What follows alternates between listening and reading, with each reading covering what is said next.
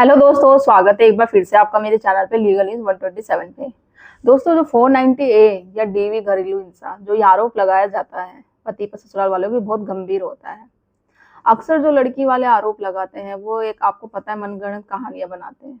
एक कहानी सुनाते हैं जिसके आधार पर क्या करते हैं, पुलिस वाले को उनकी बातों पर यकीन कर लेते हैं। वही बयान होता है कि उसने बोल दिया तो वही सच है, और उसी को आधार बना के कंप्लेंट दर्ज की जाती है। 498 का लिखा जाता है, और एग्जैक्टली सच होता क्या है वो नहीं दे ढूंढा जाता है। पति चाहे जितने सबूत दिखा दे, नहीं देखा जाता है। पत्नी ने जो बोल दिया वही।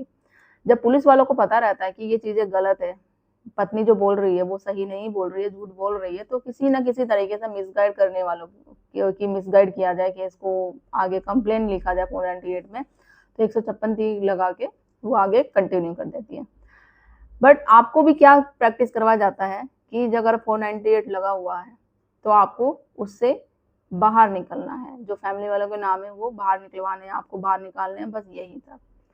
बट मैं आज की वीडियो में एक ऐसी आपको रेमेडी बताऊंगी, ऐसा फायदा बताऊंगी, जो अब 3-4 स्टेप आप कर लोगे ना, इससे ये होगा कि भले थोड़ा अगर लेट भी हो जाता है ना, वो तो ठीक है, केस तो डिसमिस हो गए ही होंगे 498 के। वो चैलेंज करोगे जिस तरीके से आप ना, पत्नी अपनी शर्तों पे ही, अपनी शर्तों पे, आपकी शर्तों पे सेटलमेंट करने को भी तैयार हो जाएगी, और केस भी डिसमिस हो जाएंगे। सारे नाम जो फैमिली वालों के थे वो भी, और वो उसी को लेने के देने पड़ जाएंगे। वो खुद ही अपनी बातों पे कभी आगे जाके एग्री हो जाएगी कि हाँ मैंने झूठे आरोप लगाए हैं, खुद ही फंस जाएगी वो।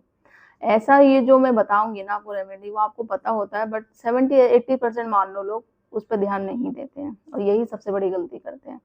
तो फिलहाल चैनल में आप मेरे नए जुड़े हैं तो चैनल को लाइक करना, शेयर करना, सब्सक्राइब करना बिल्कुल मत भूलिए, साथ ही बेल आइकन दबा दीजिए ताकि आपको टाइम टाइम से मेरे वीडियो की नोटिफिकेशन सबसे पहले मिलती रहे।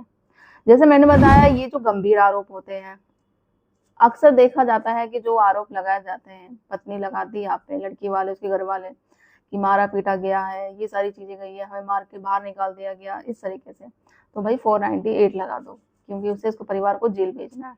और आप लोग भी क्या करते हैं, डर जाते हैं, भाई अब ये लग गया तो पुलिस हमें अरेस्ट कर लग जाएगी, मेरे माँ बाप को अरेस्ट करके ले जाएगी, तो डिफेंस मोड में बचने लग जाते हैं। अब ये लाजमी सी बात है, अगर जिसपे कभी ने, जिन्होंने कभी पुलिस स्टेशन नहीं देखा, कोर्ट कचहरी थाना नहीं देखा, उस पर अचानक पत्नी केस कर दे तो कोई भी टेंशन में आ जाएगा। मैं समझ सकती हूँ आपकी भावनाओं को, बट घबराने की जगह, डिफेंस मोड़ने की जगह, जब आपको पता है आप सही हो, आपने कोई अपराध नहीं किया है, तो किस लिए आपको डिफेंस करना है। अटैक मोड में रहो ना। जब बिना किए और उसके बाद कोई सबूत नहीं है, फिर वो इतने आरोप लगा रही है, कॉन्फिडेंस होके बोल रही है, तो आपने तो कुछ किया ही नहीं है, आपको पता है कि आप सही हो, तो आप क्यों डर रहे हो। आपको तो डर डट के मुकाबला करना चाहिए। और जो झूठा आरोप लगा रहा है ना, उसके मन में कहीं ना कहीं डर हमेशा रहता है। वो ये इस बात का डर रहता है, अगर ये बात आगे पता चल के कुछ हो गया तो फिर मेरे साथ क्या होगा, तो उसी डर का आपको फायदा उठाना है। अब देखो होता क्या है, आपको पता है लड़की वाले हमेशा कहानी सुनाते हैं, मनगढ़ंत कहानियां। अगर जैसे यही कि मुझे मारा गया है, पीटा गया है, आप उससे मान, अगर पूछा जाए किसने मारा है, कहाँ चोट लगी आपको, कब मारा गया था, तो वो नहीं बता पाएंगे, क्योंकि उनके पास सबूत ही नहीं है। सबूत इसलिए नहीं है क्योंकि वो बात सच ही नहीं है, वो तो सिर्फ एक कहानी है, जो स्टोरी बताए जा रहे हैं। ठीक है। अब जैसे मैंने बोला कोई सबूत नहीं है, चलो आप मांग लो उनसे कि मेडिकल कहाँ है, चलो मान लेते हैं आपको मारा गया, पीटा गया है, मेडिकल नहीं करवाया आपने। अगर वो बोल देगी हाँ करवाया है, तो भाई पेश करना पड़ेगा, जो वो पेश कर नहीं पाएंगे क्योंकि उसने वैसे ही झूठ बोल दिया। अगर बोल देगी नहीं नहीं, मैं भूल गई, मैं टेंशन में थी, तो देखो, अगर कोई भी इंसान चाहे 10वीं पढ़ा हो, 12वीं पढ़ा हो, ना भी पढ़ा हो, तो इतना तो हर किसी को सेंस होता है कि अगर उसे चोट लगी है तो उसे डॉक्टर के पास जाना है, अपना इलाज कराना है। और इस सिचुएशन में जब आप आरोप लगा रहे ससुराल वालों पे, पति पे, कि मारा पीटा गया, तो आप तो डेफिनेटली जाओगे, इलाज भी कराओगे, मेडिकल भी लोगे उसे, ताकि वो कोर्ट में, आप थाने में प्रेजेंट करो कि ये देखो मेरे साथ ऐसा ऐसा हुआ है, और आपने इतना गंभीर आरोप लगाया है और आपने मेडिकल नहीं करवाया, तो ऐसे कैसे पॉसिबल है, तो फंस जाएगी बात जो। और इसके अलावा जो होता है, हम बात करें कि जो इन्वेस्टिगेशन ऑफिसर होते हैं, अब वो लोग भी क्या करते हैं, पत्नी ने जो बोल दिया, जो बयान दिया है, उसी आधार पे मुकदमा दर्ज कर लेते हैं। आपकी सुनेंगे नहीं, सबूत देखेंगे नहीं, तो उनको भी आप बनाओ, उनके खिलाफ भी उनको फर्स्ट आप रिस्पोंडेंट बनाओ कि उन्होंने अच्छे से क्यों नहीं चेक किया। जो पति सबूत दिखा रहा है, बातें दिखा रहा है, कि अगर वो कहते हैं कि नहीं, आपको भी मेडिकल बनाना चाहिए था। आप उनसे पूछो कि मेडिकल कहाँ है, बिना मेडिकल रिपोर्ट के केस कैसे दर्ज कर लिया। तो बोलेगा नहीं पत्नी ने बोल दिया, तो पत्नी ने तो ऐसे ही बयान दे दिया तो उसी आधार पर कर दिया। भाई इतना अगर वो आरोप लगा रही है, 498 मतलब कि क्रूरल्टी हुई है उसके साथ, जो घरेलू हिंसा हुई है वो लगा रही है, मतलब कि एक गंभीर आरोप, या उसके हाथ टूट गए हैं, पैर टूटे हैं, हॉस्पिटलाइज हो गई है। किन किन कुछ कुछ केसों में तो ऐसा होता है पत्नी धमकी देती है सुसाइड की, कि मैं मुझे इतना टॉर्चर कर लिया गया था तो मैं सुसाइड करने भी चली गई थी। ये तो कुछ तो बोला होगा, किसी को आपने बताया होगा, कोई कॉल किया होगा, हाँ कॉल किया था बस, नहीं है तो सीडीआई रिपोर्ट आप मांग लो। तो ऐसे ऐसे गंभीर आरोप जब उसने आपको बताया, आपने 498 का मुकदमा दर्ज कर लिया, जो इन्वेस्टिगेशन ऑफिसर होगा आप ये उसको भी रिस्पोंडेंट बनाओ कि मेडिकल कहाँ है, मेडिकल क्यों नहीं करवाई आपने। तो पत्नी वही बोलेगा, पत्नी ने बोल दिया बयान वही सब सही है। वो ऐसे कैसे सही है भाई, पत्थर की लकीर थोड़ी ना, जो पत्नी बोलेगी लड़की वाले बोलेंगे वही सब सही है। अगर वो इतना गंभीर आरोप लगा रही है, उसके साथ फिजिकली क्रूरल्टी हुई है, उसे मारा गया पीटा गया है, तो मेडिकल तो बनाना बनता है। तो इसी बात को, मेडिकल को आधार को ही लेके आपको चैलेंज करो, और इन्वेस्टिगेशन जो ऑफिसर है केस में उसको भी मत छोड़ो, उसको फर्स्ट रेस्पोंडेंट बनाओ आप। यही लोग सबसे बड़ी गलती करते हैं, उनको ये लगता है कि जो लड़की वाले बोल रहे हैं वो सही है, जो उसने बोल दिया वही बयान सही है, उसी आधार पे आप मुकदमा दर्ज कर लेते हैं। भाई सबूत तो होना चाहिए ना, किस बेस पे आप सबूत आगे आप ये केस दर्ज कर रहे हो। आगे वाले को देख लो, जरूरी नहीं, देखो लड़कियां के साथ अत्याचार होता है वो सदियों से चलता हुआ आ रहा है, मैं बिल्कुल मानती हूँ।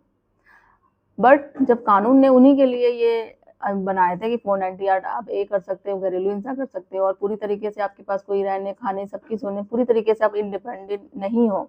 इंडिपेंडेंट मतलब डिपेंड आप अपने हस्बैंड पे हो, पति पे, ससुराल वाले पे, तो उसके लिए आप पैसे की डिमांड कर सकते हो। बट वो धीरे धीरे तो वो छूटता गया। वो जो लेडीज है जिनके साथ सच में अत्याचार होता जाता है, वो क्या करती है, आप जाती नहीं कोर्ट कचहरी, क्यों? क्योंकि उनको अपना घर परिवार देखना है, बच्चा होता है, वो चीजें वो सहती चली जाती है न्याय। और अगर कुछ चली भी जाती है लेडीज है, तो उस चक्कर में जो झूठे केसेस चल रहे हैं आजकल, तो उनको उन चक्करों में न्याय नहीं मिल पाता है।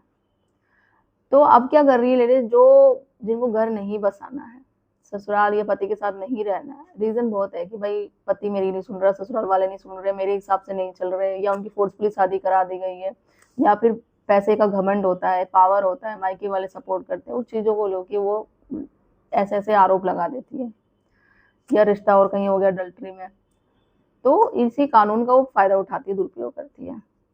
तो ऐसी ही सिचुएशन में आपको करना है, चैलेंज करो, अपील करो आप सेशन कोर्ट में। सेशन कोर्ट में ही ना ये मामला हो जाता है, मोस्टली सॉल्व हो जाता है।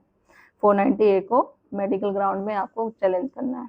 केसेस तरीके से मेडिकल ना पत्नी ने बनाया, लड़की वालों ने, ना जो इन्वेस्टिगेशन ऑफिसर था उसने भी मेडिकल नहीं करवाई, बिना मेडिकल के उसके बयान पे ही सिर्फ दर्ज कर ले गया है।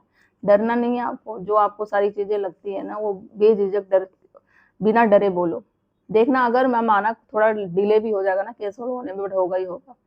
और कभी कभी क्या होगा, फिर पत्नी अपनी बयान से बदल जाएगी, जब उसको बोला जाएगा भाई इतनी सारी सिचुएशन आ रही है, मेडिकल मांग रहा है, ये मांग रहे हैं, कोर्ट भी मांग रहा है मुझसे, क्योंकि भाई कोर्ट भी मांगेगा, सही बात है मैडम, अगर आप मांग रहे हो 498 गंभीर आरोप होता है, तो कुछ तो चोट लगी होगी, कोई तो होगा, कहाँ लगी है, दिखाओ, मेडिकल दिखाओ, सबूत दिखाओ, कोई नहीं। तो ये बोल देगी नहीं मतलब मुझे जरा सा थप्पड़ मार दिया या लात मार दिया, इस तरीके से मार दिया, तो चलो ठीक है, मारा आपको, इतना थोड़ा सा भी मारा, तो उस बेस पे आप 498 का आरोप नहीं लगा सकते। आप एक सिंपली एक छोटा कंप्लेंट भी कर सकते हो कि इस तरीके से हुआ। और कुछ कुछ केसों में तो फिर पत्नी ये भी बोलने लग जाएगी आगे, नहीं मुझे मारा तो पीटा नहीं गया, बस मुझे मानसिक टॉर्चर करते थे, ये तरीके से करते थे। तो भाई मानसिक टॉर्चर देना, इस तरीके से करना, आप इतना बड़ा गंभीर आरोप लगा रहे हो, पहले लगा रहे थे, अब आप सीधा मानसिक टॉर्चर पे आ गए, तो कोर्ट को भी दिख जाएगा कि कौन सच बोल रहा है, कौन झूठ बोल रहा है। वो धीरे धीरे जब आपने चैलेंज की सारी बातों को किया ना, तो वो अपने आप ही सच्चाई खुद ही उगलने लग जाएगी। फिर उसी को पता चल जाएगा कि मैंने झूठे केसेस करके कितना बड़ा आरोप किया है, तो उसी को लेने देने पड़ जाएंगे। फिर जैसा आप चाहोगे ना कि तलाक देना है पत्नी, तो तलाक देने के लिए भी रेडी हो जाएगी। मेंटेनेंस नहीं देना तो बोलेगी मुझे कुछ मत दो, बस ले लो, आपको तलाक लेना है तो। और साथ रहना होगा तो रह जाएगी। और साथ रहने के लिए कंडीशन मैं हमेशा बताती हूँ, ऐसे बिल्कुल मत रखिएगा, हमेशा रिटर्न में लिखवा के सारे केसेस बंद करवा के फिर करिएगा। तो आशा करती हूँ जो ये मैंने तरीका बताया है, आप जरूर मुझे बताइएगा कि आप अपने केस में इसको कैसे अभी यूज कर रहे हैं या नहीं कर रहे हैं या करने वाले हैं। और ज़्यादा ज़्यादा लोग तक शेयर कर दीजिए, चैनल को सब्सक्राइब करना नहीं भूलिए। जल्दी मिलती मैं कैसे इन्फॉर्मेटिव वीडियो से, तब तक के लिए थैंक यू।